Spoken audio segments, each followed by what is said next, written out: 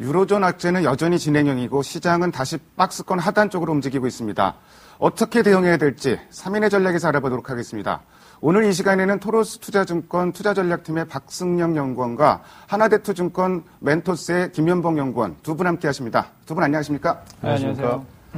시장 중심이 되는 키워드를 하나씩 확인해 보도록 하겠습니다. 먼저 5위부터 3위까지의 키워드를 화면을 통해서 알아보도록 하겠습니다. 오늘의 5위 키워드는 인텔 4분기 실적 전망 하향입니다. 인텔의 4분기 실적 전망이 하향 조정되었습니다. 하드디스크 공급 차질이 원인인데 인텔 주가는 4% 급락했습니다. 4위 키워드는 GS 리테일 23일 상장입니다.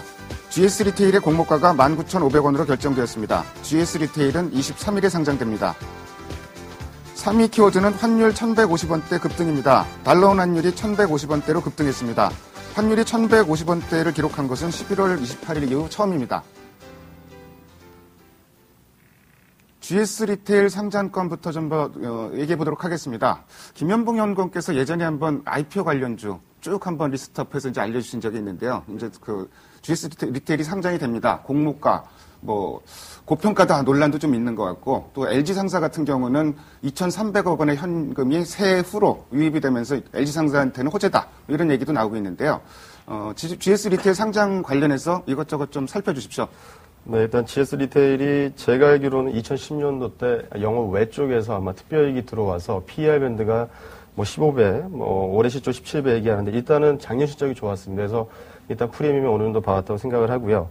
액면 분할을 기준으로 했을 때 GS의 평단가가 18,100원입니다. 그래서 그 위에 가격은 조금 어느 정도 예상했던 부분인데 일단 19,500원이니까 어느 정도 평가가 나름 좋게 된 것 같고요. 역시나 GS보다 평단가가 낮은 LG상사가 수혜가 될 것 같습니다. 지금 내용을 보시면 20% 정도는 구주를 매출을 하고 12%는 추가 블락딜이 예상이 되는데 일단 단순 차익을 비교해 보시면 GS와 LG상사 거의 주당 편단가가 2배 이상 차이가 납니다. 그래서 단순 차익은 한 2,600억 정도 예상을 했는데 세후까지 자료에 의하면 2,300억 정도 현금이익. 그래서 지금 LG상사가 5만 원대 좀 이상인데요. EPS 기여도가 어느 정도인가 보니까 13% 수준이 됩니다. 그래서 이미 앞전에 알고 있었고 그 전에 반등을 했기 때문에 단기 관점이라면 23일 상장 존으로 좀 기대감에서 주가 반등이 예상이 되고요.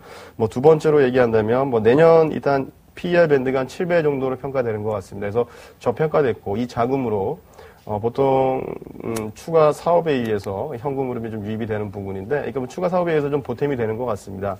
그래서 좀 긍정적으로 평가를 하고 있어서요. 롱으로 보시려면 저평가 구간이기 때문에 좀 홀딩 가능하겠고 단기적인 관점이라면 상장 전후에 어떤 좀 반등이 있을 테니까 좀 짧게 트레이딩 관점도 한번 가능하지 않을까 이렇게 예상을 하고 있습니다.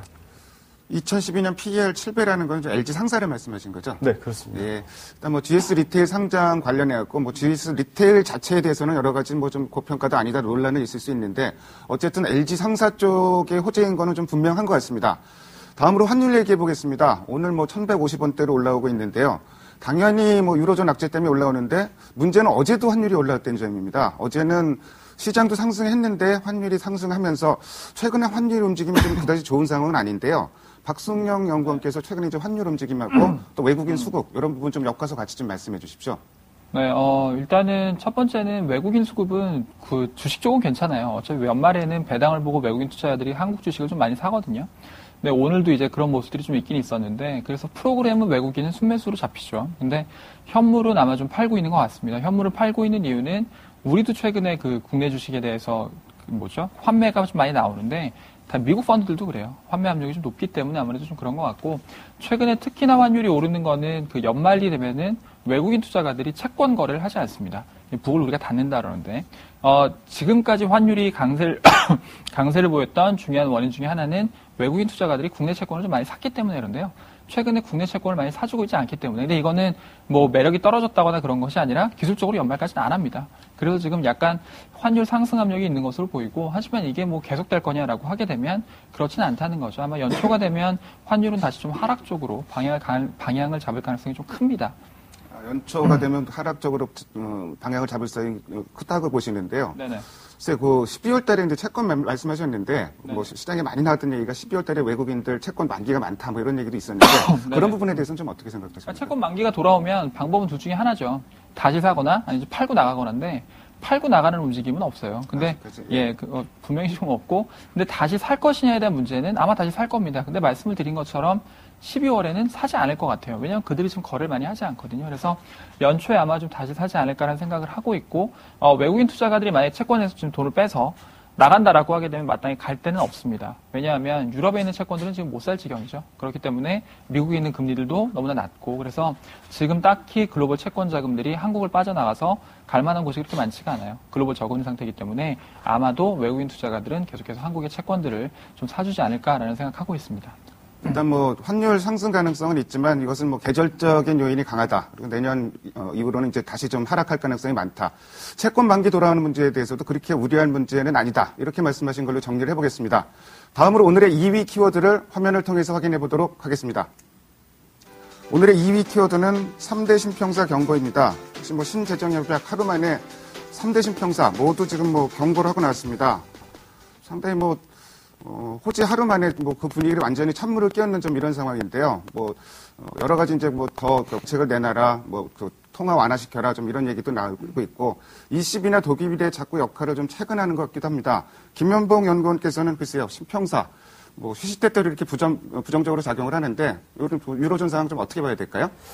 네, 뭐 주말에 일단 유럽 증시가 좀 반등에 성공하면서 일단 리스크가 좀 완화되는 그런 모습을 보였다가요. 오늘 새벽이게 되겠죠. 국제신용평가사들이 EU 정상회담, 뭐 이미 다 알고 있는 내용이었고, 평가 절상에는 절하적인 비판을 하면서 지금 현재 좀 패닉으로 좀 일고 간 부분인데요. 뭐 크게 말씀드리면 그때도 말씀을 드렸습니다. 전 코너 시간에 8월 달이 좀 혼란스러웠다며 지금 12월 현재는 조금 정리가 되고 있는 그런 느낌인데, 일단 이 국제신용평가사들의 신용 압박은 10월 달에 이탈리아 신용등급을 강등을 하면서 프랑스로 와전이 됐었죠. 특히 프랑스 내 민간은행 쪽으로 좀 와전 우려감이 있어서 어느 정도 유동성을 공급한 부분이 있는데, 제가 봤을 때는 이러한 국제신용평가사 압력이 일단 시기를 좀 말씀을 좀 해야 될 것 같습니다. 뉴스플로우를 통해서. 일단 S&P는 뭐 수요일에 평가를 한다 그래요. 그러니까 EU 정상회담 결과를 보고 강등을 하든지 재평가를 하겠다고 얘기를 했었고, 무디스는 내년 1분기 중에 하겠다 얘기가 나왔고요.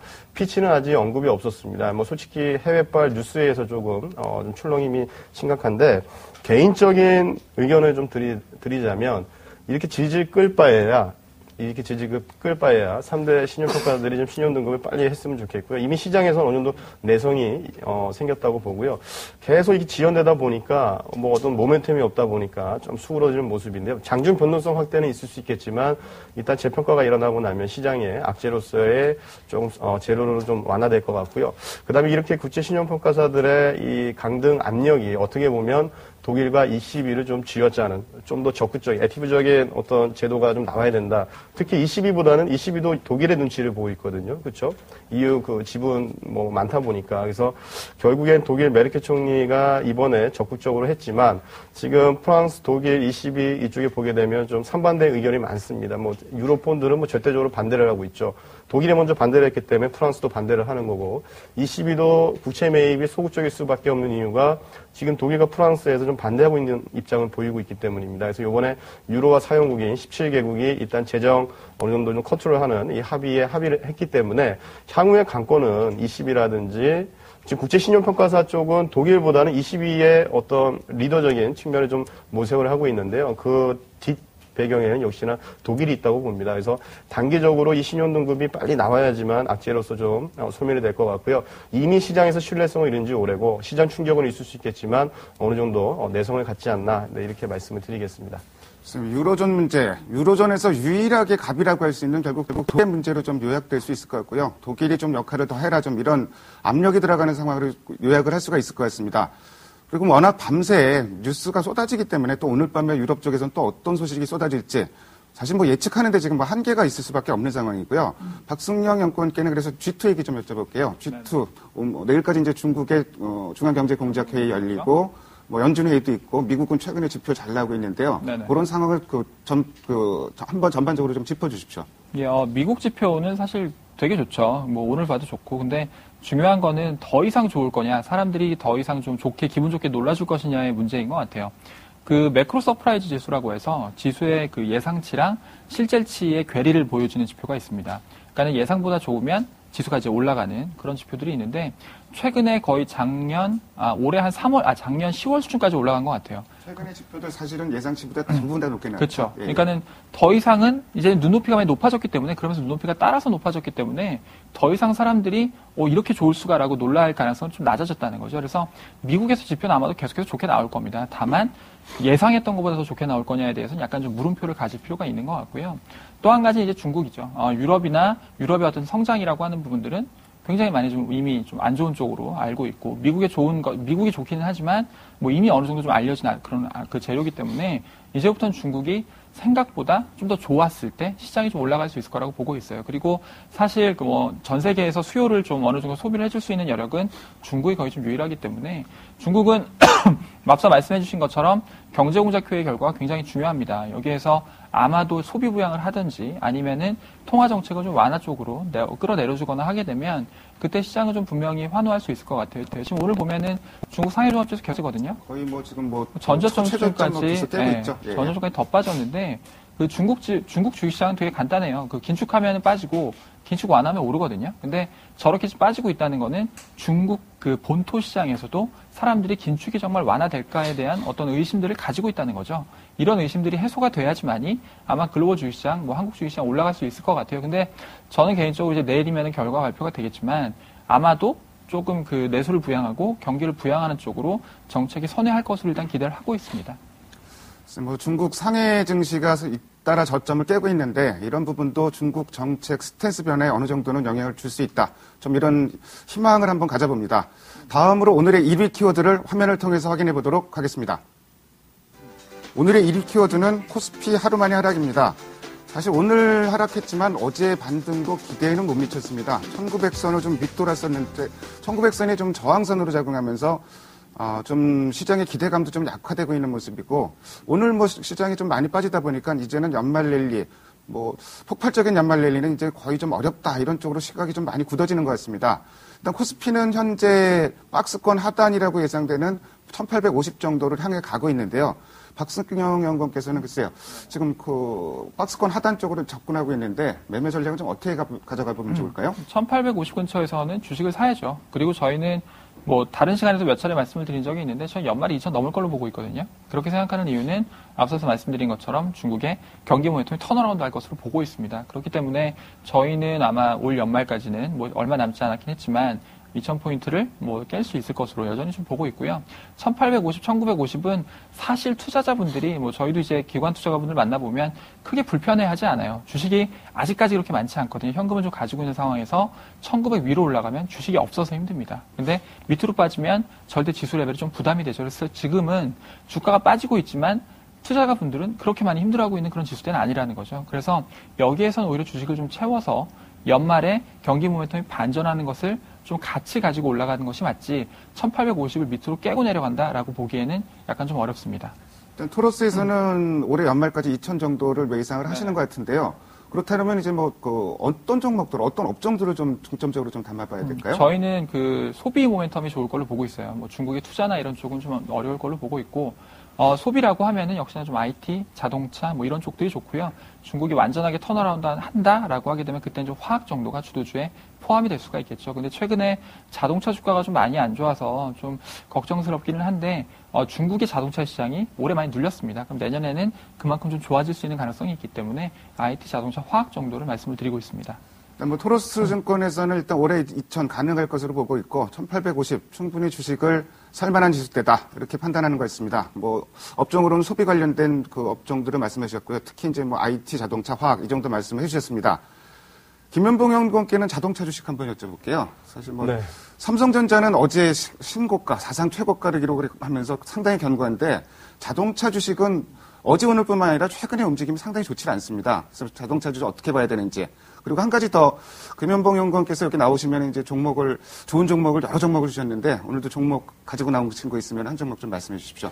네, 일단 금주의 현대차 그룹주들이 분기선, 60일선이 좀 이탈이 됐습니다. 그 요인 중에 하나였던 게 일단 삼성 르노 그룹에서 12월 달에 공장 가동수를 20일에서 11일로 대폭 줄였죠.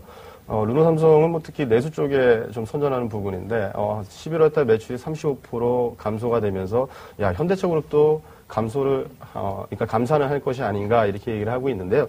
일단 도표를 하나 보시면 좋을 것 같습니다. 국내 5개 왕손차 업체 내수 판매. 솔직히 말씀드리면 거의 현대차 그룹이겠죠. 예, 캐파가 크니까.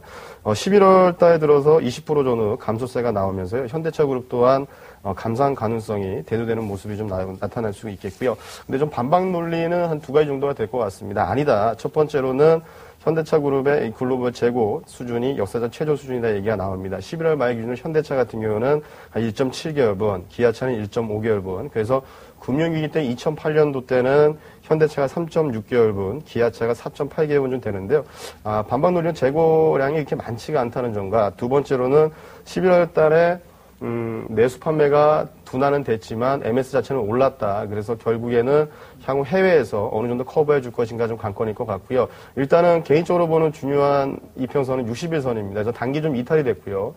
오늘 같은 날에 IT주들 또 뭐 이노테라 업체가 또 감산 가능성이 예상이 되는데 그래서 10월 달에 제가 뭐 이 코너에 출연을 한 것 같아요. 이제 한 3개월 정도 되는데 역시나 퍼스트는 내년을 바라봤을 때 이미 먼저 주가는 선 반영하는데 IT 업종이 될 것 같고요. 자동차 업종은 어떻게 해야 되느냐. 일단은 뭐 작게 볼 종목도 아니고 좀 롱으로 봐야 될 종목인데 일단은요 좀 분기선 회복 여부가 중요할 것 같아요. 아무래도 그간 빠지지도 않았고 오히려 또 오르지도 않았습니다. 근데 다만 인덱스 대비 좀 아웃퍼폼 했었는데 최근에는 그렇지 못한 모습입니다. 그래서 기간에서 일단 좀 차익 매물이 나오고 IT 업종으로 조금 비중을 웨이트를 이쪽으로 좀 늘리는 모습인데요. 일단 분기선 회복이 중요할 것 같고요. 오늘 조금 관심 있게 볼 종목은 좀 대형주는 뭐 계속 말씀을 드리죠. IT 섹터 뭐 보라고 말씀을 드리는데 오늘 좀 스몰캡 중에서 IS 동소라는 종목을 조금 언급을 해보겠습니다. 스몰캡 콘크리트 및 중소형 건설업체인데요. 이 종목은 좀 특이한 점이 미분양이라든지 부동산 PF 리스트가 좀 적고요. 내년 영업이익이 올해 대비 한 100% 이상 증가할 걸로 예상이 됩니다. 단기 순이익은 400억. 그래서 예상 PER은 8배 수준인데 단기 중요한 점은 최근에 산업은행이라든지 여타 좀 블락디 그러니까 좀 오버행 이슈가 좀 감소되었던 부분이고요. 단기 좀 모멘텀이 될 수 있는 부분이 부산 용호동 매립지입니다. 이게 지금 1월 이내에 용도 변경이 가능할 걸로 예상이 되는데요. 부산 남구 용호동 매립지를 2010년도 때 IS 동서에서 한 12,700평을 부산시로부터 한 1,000억 정도에 매입을 했습니다. 그래서 일단 단기 이슈가 될 만한 것은 이게 지금 용도 변경이 언제 되느냐 부분인데, 지금 화면을 보시겠지만 이게 부산국제 문화재 조직위에서 국제공모에서 당선된 부분입니다. 프랑스 설계사 업체가 한 부분인데, 이게 74층짜리 4개 동입니다. 그래서, 이 초고복합 이쪽에 건물의 금액 정도는 9,700억 정도 예상을 하는데요. 상가 포함하면 한 1조 정도 예상이 된다고 합니다. 그래서 일단 미분양이라든지 PF 리스크가 적고 또 용도 변경이 되면 이미 시행사가 시공사가 되는 거죠. 예, 땅을 가지고 있기 때문에 그래서 내년 실적이 좀 더 좋아질 수 있는 그래서 중소형주를 오늘 한번 소개를 해봤습니다. 예, 현대차 일단 뭐 60일선 회복이 관건이 될 것 같고 수급 상황도 계속 체크해야 될 것 같습니다. 그리고 스몰캡 중에서 오늘 한 종목 IS 동서를 말씀해 주셨습니다. 지금까지 5가지의 키워드를 통해서 오늘 시장의 흐름을 살펴봤습니다. 오늘 두 분 말씀 잘 들었습니다. 감사합니다. 감사합니다.